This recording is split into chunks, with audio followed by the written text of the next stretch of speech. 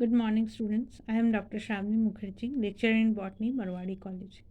Today's chapter is Chapter 3, Plant Kingdom, and Lecture 13.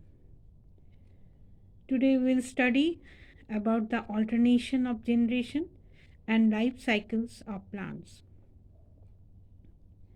Before this, we have already completed the different groups of plant kingdom.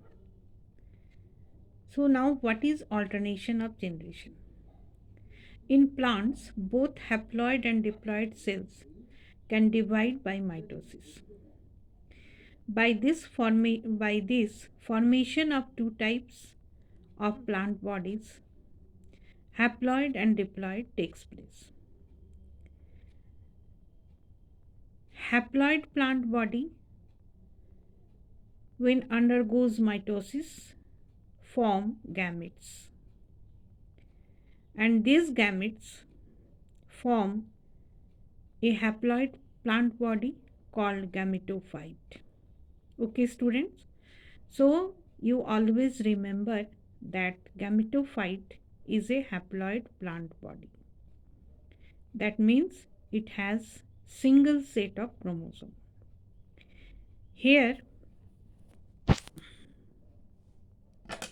you can see that male gamete and female gamete both have single set of chromosome, or they may be called haploid cells. When unite by the process of fertilization, form a diploid cell that is called zygote.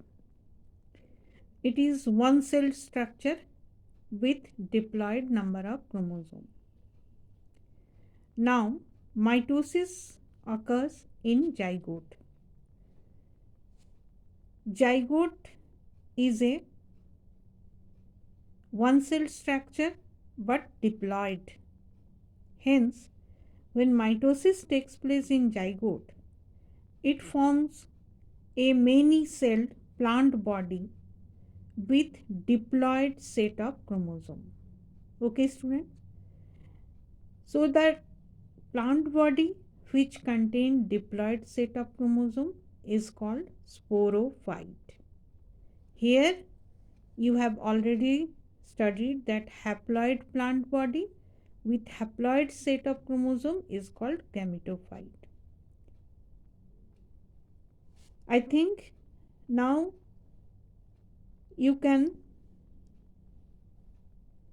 differentiate what is gametophyte and what is sporophyte.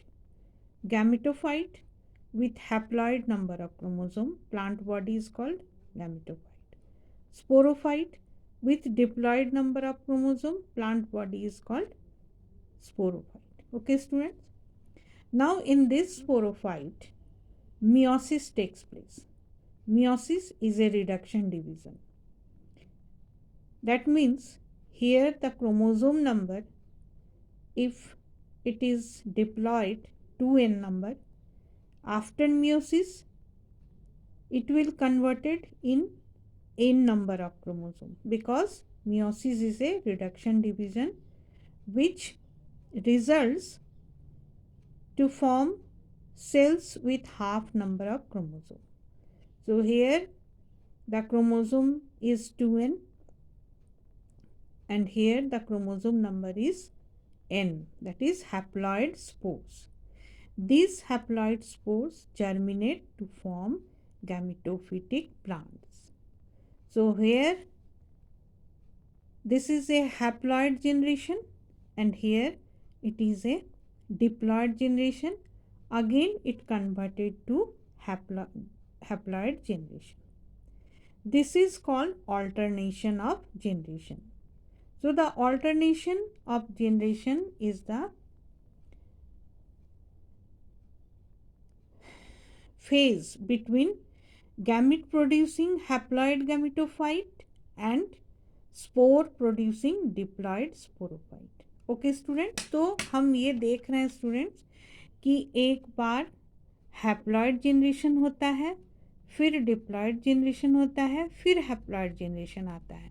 तो ये एक के बाद एक phase आने आने का जो प्रोसेस है इसी को हम लोग कहते हैं alternation of generation.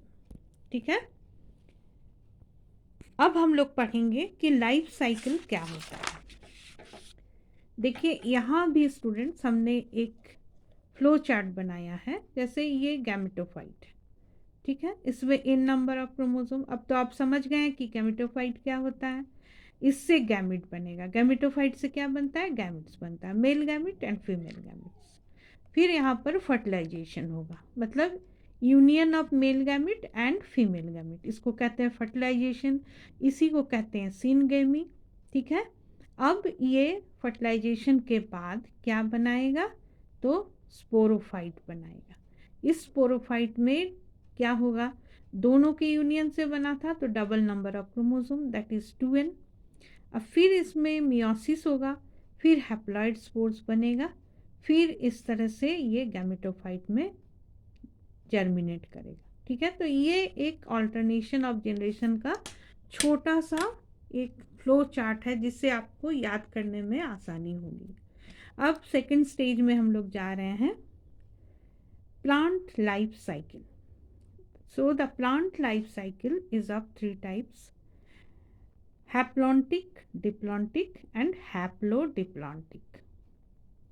Life cycle में क्या होता है स्टूडेंट कि प्लांट कहाँ से अपने लाइफ को शुरू कर रहा है और प्लांट का लाइफ फिर से उसी साइकिल में घूम के आ जाता है, इसी को कहते हैं प्लांट लाइफ साइकिल। तो यहाँ पर देखिए हैप्लॉन्टिक जब होगा, आप ये चीज़ एक गौर कीजिएगा स्टूडेंट कि जब हम हैप्लॉन्टिक लाइफ साइकिल बोलेंगे तो यहाँ पर लाइफ साइकिल का मतलब उसका मतलब जो जहाँ से बर्थ शुरू हुआ है, जहाँ पर वो प्लांट ख़त्म हो रहा है, ये दोनों के बीच वाला स्टेज ही है लाइफ साइकिल। तो इसमें हैप्लॉन्टिक लाइफ साइकिल में हैप्लॉइड जो फेज़ है वो ज़्यादा होगा।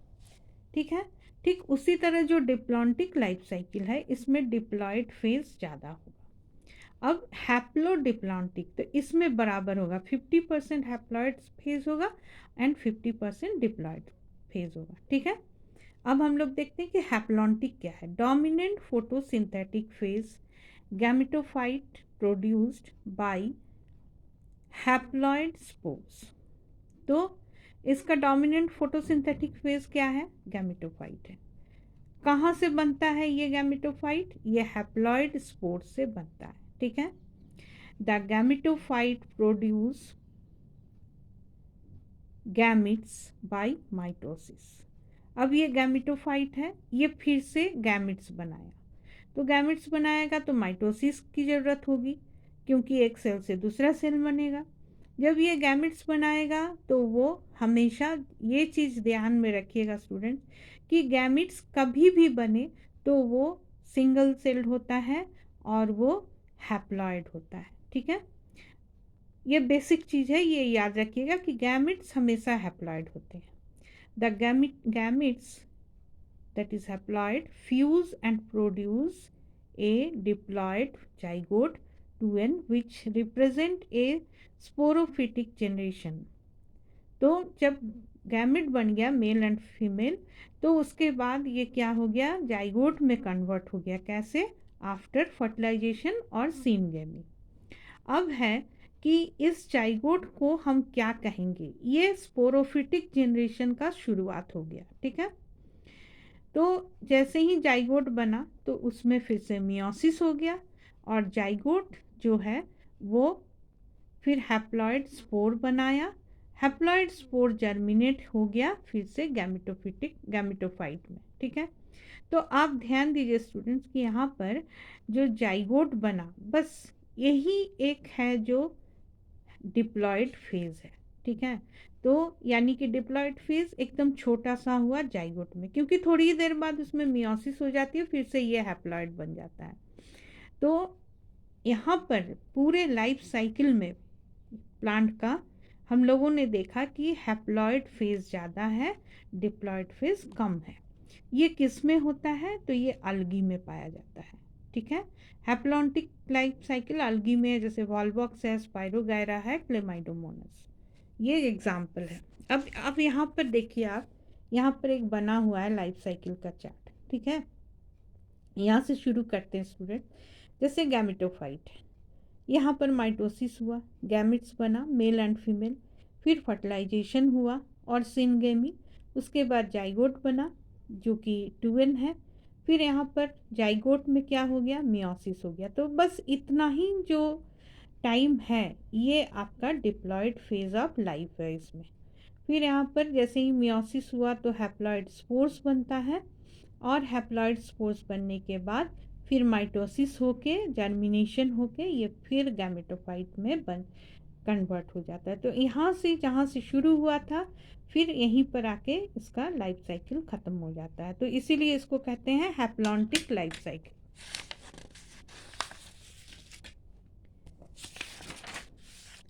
अब हम लोग दूसरे लाइफ साइकिल में जा रहे हैं, that is diplontic life cycle. In this life cycle, the diploid sporophyte is dominant photosynthetic independent phase of the plant. The gametophytic phase is represented by the single to few celled haploid gametophyte.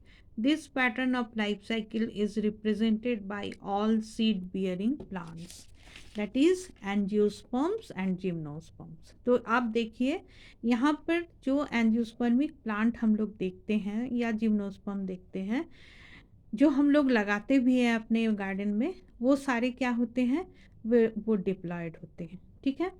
Diploid है इसीलिए हम इसको sporophyte कहेंगे। अब उसमें flower बनता है, flower बनने के बाद उसमें male and female sexual organ रहते हैं, सेक्स ऑर्गन। अब उसी में थोड़े देर के लिए इसमें मियोसिस होता है, और मियोसिस होने के बाद मेल गैमेट्स बनते हैं, फीमेल गैमेट्स बनते हैं, फिर जाके दोनों का यूनियन हो जाता है, और यूनियन होने के बाद जाइगोट बना, जाइगोट बनने के बाद फिर वो स्पोरोफाइट में कन्वर्ट हो गया। तो यहाँ पर आप देखिए स्टूडेंट्स, जैसे यहाँ पर है ये स्पोरोफाइट है, यहाँ से शुरू हुआ, वहाँ गैमेटोफाइट से शुरू हुआ था, याद करेंगे स्टूडेंट आप। तो स्पोरोफाइट है, ये डिप्लॉयड है, यहाँ से यहाँ मियोसिस हुआ, मेल गैमेट फीमेल गैमेट दोनों का यूनियन हुआ यानी सिनगेमी, और फर्टिलाइजेशन जो भी बोलिए, फिर जो है वो माइटोसिस हुआ, यहाँ पर जाइगोट बन गया, दैट इज डिप्लॉयड, फिर ये जाइगोट स्पोरोफाइट को बनाया। तो यहाँ पर जो है ये गैमेटोफिटिक जनरेशन बस इतना ही टाइम के लिए रहा, इसलिए इसको क्या कहते हैं, डिप्लॉन्टिक लाइफ साइकिल। ये पूरा यहाँ से यहाँ तक लाइफ साइकिल जो है, ये पूरा जो है ये आप देख रहे हैं, ये डिप्लॉयड फेज को दिखा रहा है। सिर्फ इतना ही छोटा सा एक फेज है जो हैप्लॉयड को दिखा रहा है, इसलिए इसमें इस लाइफ साइकिल को हम कहेंगे डिप्लॉन्टिक लाइफ साइकिल। अब देखिए स्टूडेंट्स, हैप्लोडिप्लॉन्टिक लाइफ साइकिल, इसमें क्या होगा कि डिप्लॉयड और हैप्लॉयड दोनों फेज आएंगे, और जैसे सभी में आ रहे हैं दोनों फेज, लेकिन यहाँ पर दोनों फेज 50-50% में रहेंगे, ठीक है। इसमें दो एग्जाम्पल है, एक ब्रायोफाइट्स है, एक टेरिडोफाइट्स है। तो ब्रायोफाइट्स में देखिए क्या होता है कि the dominant photosynthetic thalloid plant represents the haploid gametophytic phase, which alternate with short-lived multicellular sporophyte, which totally partially dependent on the gametophyte for its shelter and nutrition, ठीक है। तो ब्रायोफाइट्स का जो हम लोग ब्रायोफाइट्स देखते हैं वो क्या है, फोटोसिंथेटिक होता है, थैलॉइड होता है, और वो हैप्लॉइड गैमेटोफाइट होता है, ठीक है। तो हैप्लॉइड गैमेटोफाइट फेज जो है इसमें थोड़े दिन रहता है, और उससे भी कम दिन रहता है इसका स्पोरोफाइट जो मल्टी सेलुलर होता है, और कभी कभी डिपेंडेंट भी होता है, और डिपेंडेंट होता है शेल्टर और न्यूट्रिशन के लिए, ठीक है। अब टेरिडोफाइट्स में क्या है, the diploid sporophyte is represented by a dominant independent photosynthetic vascular plant body. It alternates with multicellular autotrophic, saprophytic, independent but short lived haploid gametophyte. क्या बोल रहा है कि जो स्पोरोफाइट हम लोग, जो प्लांट हम लोग देखते हैं टेरोफाइट्स का, वो प्लांट क्या है, वो एक डिप्लॉइड स्पोरोफाइट है। ठीक है। और उसके साथ उसका जो गैमेटोफाइट होता है वो मल्टी सेलुलर होता है, ऑटोट्रॉफिक भी होता है, कभी कभी सैप्रोफिटिक भी होता है, और ये इंडिपेंडेंट होता है। जैसे ब्रायोफाइट्स में ये डिपेंडेंट था, टेडोफाइट्स में ये इंडिपेंडेंट होता है, और उसके बाद फिर वो स्पोरोफाइट में कन्वर्ट हो जाता है। आप देखिए यहाँ पर स्पोरोफाइट है, इसमें डिप्लॉयड नंबर ऑफ क्रोमोसोम है, इसमें मियोसिस हुआ, स्पोर्स बना, फिर यहाँ पर ये स्पोर जर्मिनेट हो गया गैमेटोफाइट में। अब इसमें गैमेटोफाइट जैसे ही हुआ तो ये क्या हो गया कि यहाँ पर फिर से गैमेटोफाइट हो गया, तो फिर हैप्लॉइड नंबर ऑफ क्रोमोसोम है स्टूडेंट्स, तो यहाँ पर फिर से वो गैमेट्स बनाया, male gametes and female gametes, और फिर उसमें फर्टिलाइजेशन हुआ, फर्टिलाइजेशन होने के बाद जाइगोट बना, जाइगोट बनने के बाद फिर से स्पोरोफाइट बनाया। बहुत ही सिंपल है। तो आप देखिए कि यहाँ से लेके यहाँ तक, ठीक है, ये हो गया इसका diploid phase, zygote to spores. Spore जैसे ही बन गया तो ये बन गया आपका haploid phase, that is gametophytic phase. ठीक है। तो इस तरह से इसका हाफ पोर्शन जो है, लाइफ साइकिल का हाफ पोर्शन फेज जो है इसका डिप्लॉयड हुआ, हाफ पोर्शन हैप्लॉयड हुआ, इसीलिए इसको कहते हैं हैप्लो डिप्लॉन्टिक लाइफ साइकिल। ठीक है। ये किस में पाया जाता है, टेडोफाइट्स एंड ब्रायोफाइट्स में। अब इसमें हम लोग कुछ एक्सेप्शंस देखते हैं, जैसे अलगी में है। अलगी का जनरल जो लाइफ साइकिल है स्टूडेंट्स वो हैप्लॉन्टिक होता है। ठीक है। लेकिन यहाँ पर देखिए जैसे फ्यूकस है अलगी में, ये ब्राउन अलगी है, आप पढ़े थे, तो ये डिप्लॉन्टिक होता है। एक्टोकार्पस, पॉलीसाइफोनिया, केल्व्स, ये सारे हैप्लोडिप्लॉन्टिक लाइफ साइकिल दिखाते हैं। तो ये चीज़ याद रखिएगा, ये एक्सेप्शंस है और ये आप याद रख लीजिएगा, कोई दिक्कत नहीं है। अब आती है बात स्टूडेंट्स कि आप इसको, ये वाले टॉपिक को कैसे पढ़िएगा, क्योंकि ये टॉपिक बहुत ही ज़्यादा इम्पॉर्टेंट है आपके लिए, life cycle and alternation of generation. इसके लिए आप जैसे मैंने पूरा बनाया है इस तरह का फ्लो चार्ट बनाइए। पहले तो आप समझ लीजिए कि हैप्लॉइड क्या होता है, डिप्लॉइड क्या होता है, फिर आप देखिए हैप्लॉन्टिक क्या है, डिप्लॉन्टिक क्या है, हैप्लोडिप्लॉन्टिक क्या है। ये तीनों जब आप समझ जाएंगे तो आप आराम से ये फ्लो चार्ट अपने से भी ड्रॉ कर लेंगे। Okay students, thank you students.